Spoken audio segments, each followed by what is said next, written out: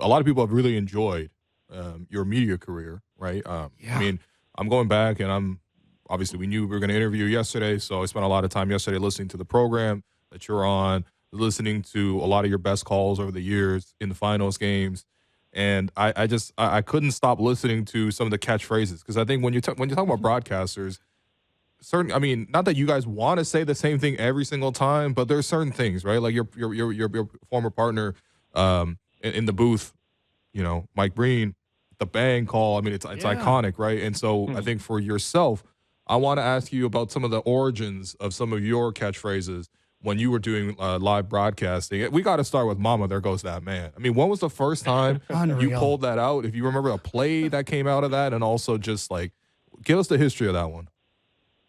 I wish I would. If I was Jeff Van Gundy, I'd detail the moment, the quarter, the possession, the player that shot the ball, and the year that it occurred. I'm not good with that. What I will say is that pretty much all of the catchphrases have come freestyling, spur of the moment, and it's just the nature of a New York City kid talking trash on the playground in the middle of a game, or an NBA player in the middle of practice talking trash, and you stumble onto something and you say, well, that was all right. You get the right reaction, and then you continue it. Yeah. That's pretty much where they all come from. There's been some, obviously, that's been suggested. Or, I can remember using a line that a guy in a clothing store sold me a suit, and he said, this is good. I'm going to send a suit to you. And he used the line, and I'm like, that's not bad. And he said, you should use it in the game. So that night, I actually used it and, made his day. Do you remember what the line was, or?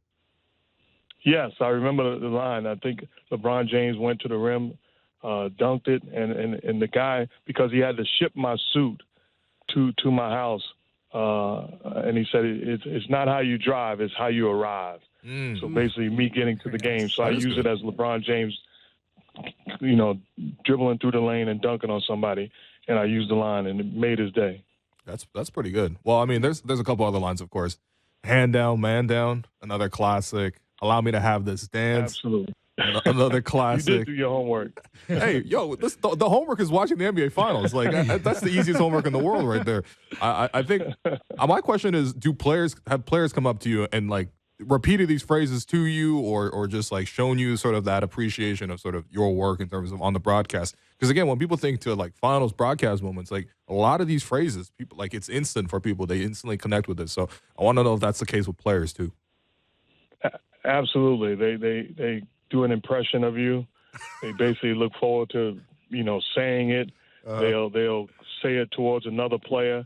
I can remember specifically, you mentioned Mike Breen with the bang. I can remember doing the NBA Finals with Phoenix in it with Chris Paul at the point guard position, and he talked about, while we interviewed him before the game, how he looked forward to Mike Breen saying bang when he made a three. That night in the game, Chris Paul shoots a three, looks over towards the table and says bang. And so it's moments like that you realize how impactful the phrases that you utilize during the course of games or situations, how impactful they are. And they're documenting history. And I tell you, I was fortunate enough to be with, in my opinion, the best to ever do it, with Lisa Salters, Jeff Van Gundy, and Mike Breen for so long. Yeah. Well, I was going to ask you about the crew, at least the former crew. What was give me one favorite thing you had about working with Jeff, one favorite thing you had working with Mike, and also one favorite thing you had working with Lisa? Well, working with Lisa, first of all, like a sister, and she's the best at what she does, and she does it not just with basketball, but also with football at a level that you gotta acknowledge her greatness, and fortunate to call her family. Tremendous human being. And we've gotten closer and closer over the course of the years, and somebody I got the ultimate respect for.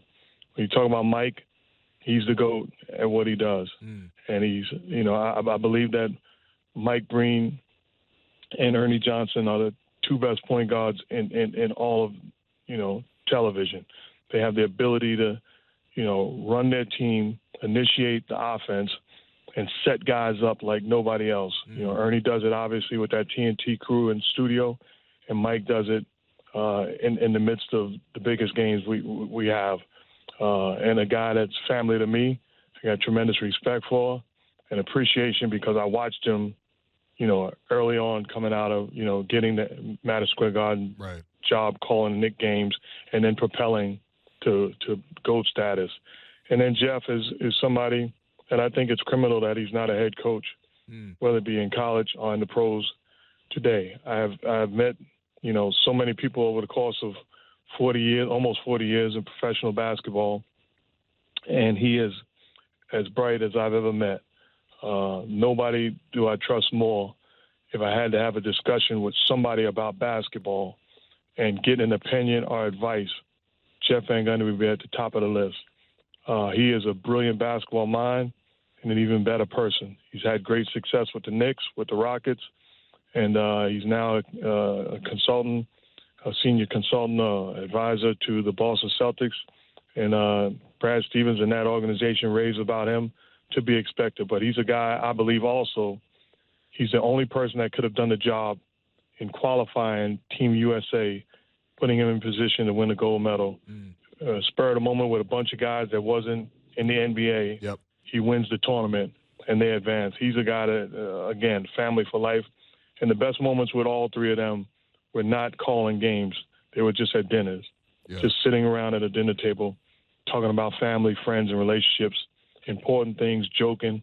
And we had an incredible producer all those years by the name of Tim Corrigan, who's still with ESPN, who does an incredible job. So we were family, and we will always be family. Yeah, you definitely got the togetherness of the group. Because I think, the one thing you can tell that you guys were really together and connected as a group was how often you and Jeff would argue, Right. about the most random things. Fake. And I got to say, I mean, obviously I've never met either of you in person, and we're speaking now, but, watching on the television, I'm like, Jeff seems a little annoying, and I would like to argue with him too. Like, if I were around him in person, I'd argue with him a little bit more. So I want to know, obviously, as someone who works so closely with them, is that annoyance does that come from a genuine place, like of Jeff just sort of having that little bit of I don't know if he's irritated or he's just opinionated, talk to me about that chemistry you guys had. All of the above, and he'll tell you that he's annoying. So it's a fun annoying. He's like a little brother. Like, exactly. There's times we'd be at dinner and he'd say something. I'm like, I don't understand how Stan would be in the same house with you. At some point, I'm throwing you out the room, throwing you out the house. Like, just get away.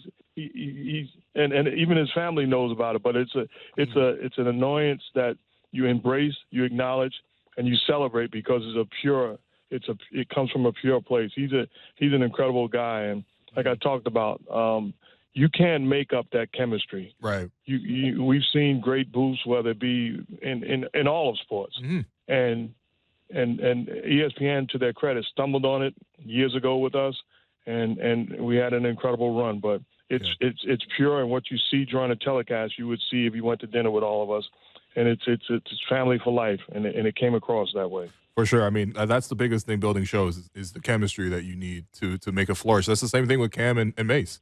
Like, you know what I mean? Like, half the show is just them, like, bantering about something. You know what I mean? Like, so I think right, and it's not made up. It's definitely not made up. You could tell. And honestly, most of it's probably not scripted either. I want to pivot over to your playing career as well. A couple questions about that. The shimmy celebration. I don't know if you expected me to go there first, but the shimmy celebration. Yeah, walk us through that. Because when people think about Mark Jackson, the player, I mean, they think about the assists. They think about playing with the Knicks. I mean, here in Toronto, they think probably playing with the Raptors as well. You got to talk to me about the shimmy, though. Where did that come from? And what do you think about players sort of still doing that to this day? Again, it was a freestyle celebration. My dad told me when I was younger to find a job you love and you never have to work another day in your life. Facts. And it gave me opportunity to celebrate as a kid, playing in the NBA, starting at the point guard position for whoever I was starting for at the particular time. I made it, and I didn't want to act like I stumbled onto it. I put a lot of work into it, and I overachieved. And the ability to be on the biggest stage in the world, something that I dreamt of, I wanted to celebrate it.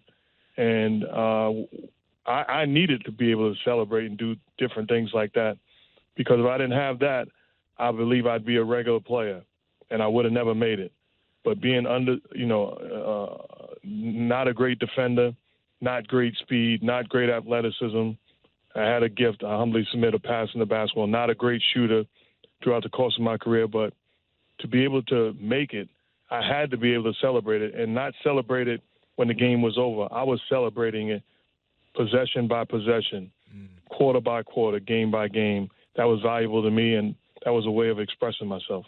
I hear you because, you see Steph doing the shimmy nowadays. And I guess my question to you is, did the players back then, did they do the shimmy back to you? Because I remember, because you know how Steph loves to do the shimmy, right? There's one time where Chris Paul hit a shot on Steph, and Chris Paul hit the shimmy to taunt him back. Did anyone shimmy on you? Absolutely.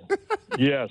One person did, and it was a childhood friend in the playoffs, and it was Game 5 of the playoff series, and his teammates were like, "This your boy. You don't want to go back at him. You don't want to go back at him. You need to go back at him the way he's going at you." It was Kenny Smith with the Houston Rockets in Game 5.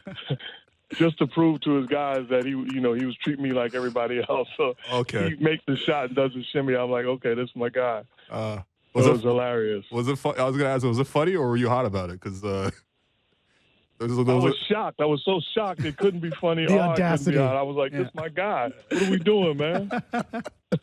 That's awesome.